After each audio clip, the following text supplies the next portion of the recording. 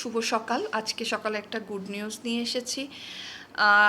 Trump কাল রাত থেকে বলেছেন বৈঠকের পর যে সিজফায়ারের জন্য ট্রাম্প এগ্রি হয়েছে ইরান এবং ইসরায়েলের সিজফায়ার করে দেওয়ার জন্য। যদিও তেহরানের কিছুটা আপত্তি আছে, কিন্তু আমি যেটা বুঝেছি নেতানিয়াহুর লাস্ট কালকে যে আক্রমণটা সকালবেলা 6টা বিমানবন্দর, কারাগার থেকে শুরু করে সেই আবার পারমাণবিক স্থাপনায় যেখানে যুক্তরাষ্ট্র আক্রমণ করে যাওয়ার পরও ইসরায়েলের শান্তি মেলে নেয় কাল, তো আমি বুঝছি যেটা হচ্ছে লাস্ট মরণ কামড় দিচ্ছে, কারণ নেতানিয়াহু সিজফায়ারে যাচ্ছে। তো নেতানিয়াহু যখন বলছে সিজফায়ার, তো তার আব্বা তার জারজ সন্তানের কথা শুনবে না, এটা কি হয়? আব্বাও কাল রাত থেকে বলতেছে সিজফায়ার। তো অ্যাটলিস্ট আমেরিকার গালে জোরে কষে ইরান থাপ্পড় না লাগানো পর্যন্ত আমেরিকার মাথার হুঁশ ফেরত আসে না। এখন মোড়লগিরি বিশ্বের সবার সামনে অপমানিত হওয়ার পর মোড়লগিরি তার ছুটে যাবে। যাই হোক, আমেরিকার ক্ষমতায়ন কমে যাচ্ছে, মুসলিমদের এইটাই সুবর্ণ সুযোগ। তাকে এবং তার যে পালিত ডগ ইসরায়েলকে ধরে উচ্ছেদ করে দিয়ে হচ্ছে মুসলিমদের আবার নতুন করে অন্য কোনো পাওয়ারের খোঁজে, অন্য কোনো পাওয়ারের পাচাটাগিরি শুরু করা উচিত। যদিও মুসলিম নেতাদের এই পাচাটা আমি কখনোই সাপোর্ট করি না, তাদের তো এই আরবদের পাচাটা একটা স্বভাব। আমাদের বাংলাদেশের মধ্যে যারা বলছেন ইরান কুয়েতকে আক্রমণ করছে, এটা একটা ভোকাস কথাবার্তা। ইরান যেখানে আক্রমণ করছে সেটা হচ্ছে মার্কিন বেস। 4টা না 5টা মার্কিন বেস আক্রমণ করছে, একটারও কিছু হয় না, হতাহত হয় না। এটা কি সম্ভব? এটা শুধুমাত্র আমার মতে মুখ দেখানো আক্রমণ ছিল, কারণ যেটা আমেরিকা করছে সেটার একটা জাস্ট প্রতিক্রিয়া।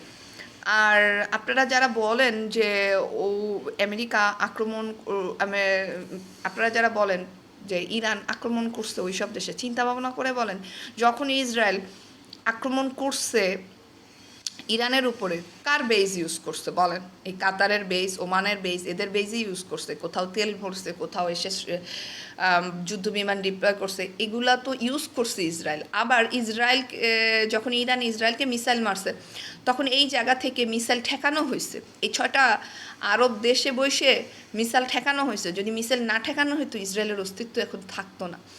ওই 6টা দেশে ঠেকাইছে, তারপর গিয়ে হচ্ছে ইসরায়েলের যে 3 স্তর ভেদ প্রোটেকশন আয়রন ডোম ঠেকানোর পর যা টিকছে তাই যেই তেল আবিবে টিকছে। কথা বুঝে শুনে বলেন, কারণ আপনাদের মাথার মধ্যে হচ্ছে কতগুলো শিয়া সুন্নি গোবর আছে।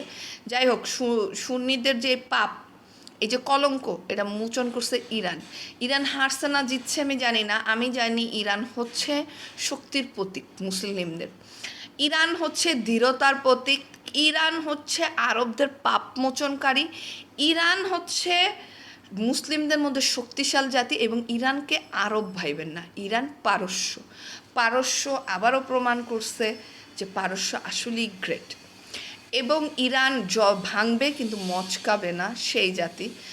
আর আমি তো সত্যি কথা ইরানের সুপ্রিম লিডার আলী খমেনির অনেক আগে থেকেই ভক্ত, এখন আরও বেশি ভক্ত।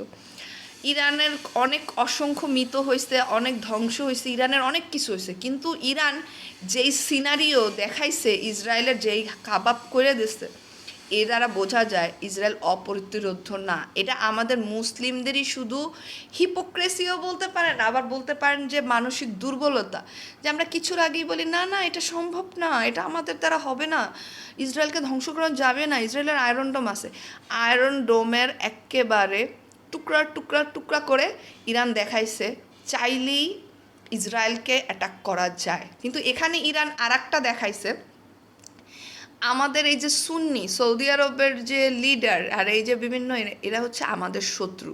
ইরান আর একটা জিনিস চোখে দেখিয়েছে, কারবালার মাঠে কেন ইমাম হাসান হোসেন ওই দিন একা ছিল, সেটা ইরান দেখাইছে যে মুসলিমদের মধ্যে বেঈমানের রক্ত সব থেকে বেশি।